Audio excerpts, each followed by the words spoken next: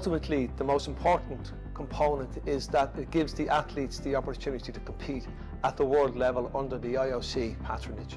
So the World Games is only second to the Summer Games.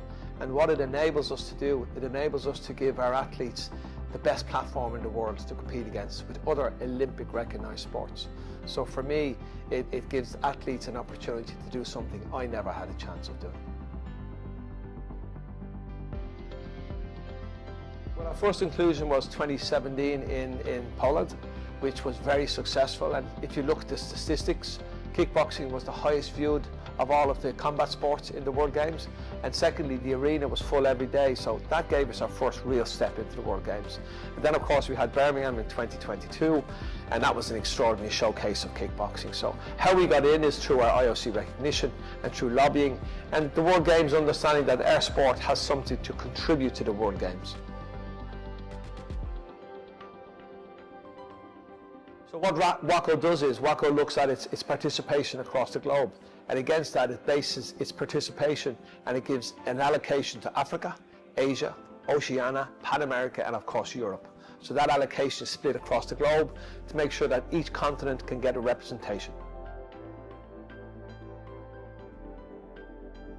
Well, it gives us a platform for our athletes to be part of the National Olympic Committees. Most of the countries that attend the World Games attend through the NOC, so that gives our athletes a connection directly with the National Olympic Committees, and it also creates a privilege and it develops a publicity for kickboxing. So for me it's about, again, giving something to the athletes we never had before. It's getting more credibility for the sport of kickboxing, and ultimately it's part of our journey to the Summer Games.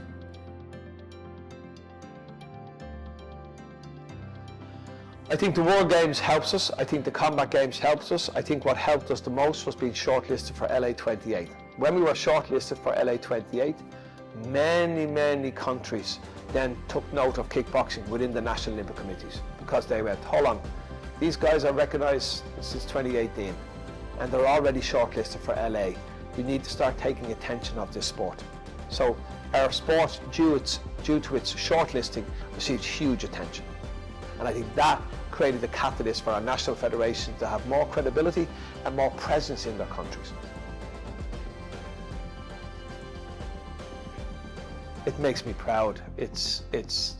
I remember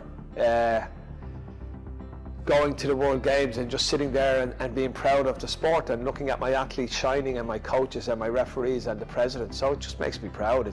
My job is to inspire and to give people the opportunity to grow. It's not about controlling, it's about growth, it's about opportunity, and my job as a leader is to give those opportunities to our athletes, coaches and national federations. So proud is the only word I can say, and it's not just me, it's my whole board, it's the national federation, it's the organising committee, it's the coaches, it's the athletes, it's the whole ecosystem. Nothing survives without the ecosystem, and our ecosystem is very healthy.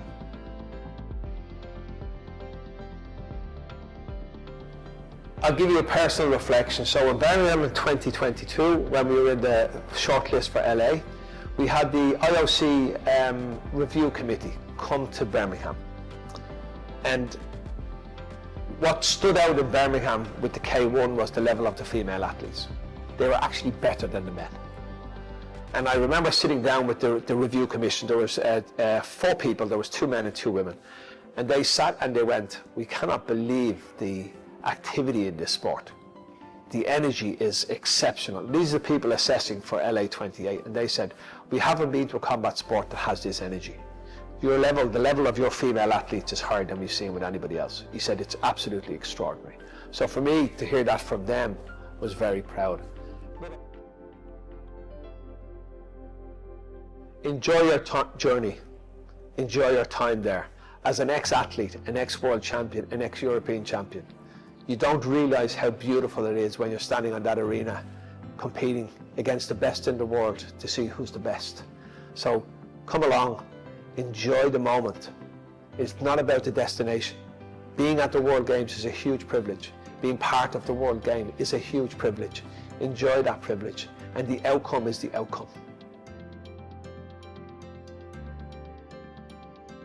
I said it today at the Turkish Open at my opening speech. It's a word that I've done. I haven't heard anybody else say it. We have a pandemic of wars at the moment in the world. on every continent there's a war, some form of war. And what sport has the capacity and capability of doing is to bring all of the 3,600 young children here today on a single platform, interacting with each other and gaining understanding. Because this is the only way the world can change, is that we all understand each other, we all have more tolerance, and we understand that I'm Irish, everybody loves Ireland, that the Irish aren't bad people, that the X aren't bad people, they're just people. And to learn to live with each other and to learn to be tolerant, I think is key. It's my biggest worry as a father of children. It's my biggest worry as somebody who's going to be a grandfather in maybe a week or two, is about where's the future? Where's the tolerance? Where's the understanding? Where's the empathy? All of this for me is getting less and less in this world because of social media and for algorithms. And I think the world is changing that way, and I think sport is one of the mechanisms that can help change it better, to make people understand each other and be more tolerant.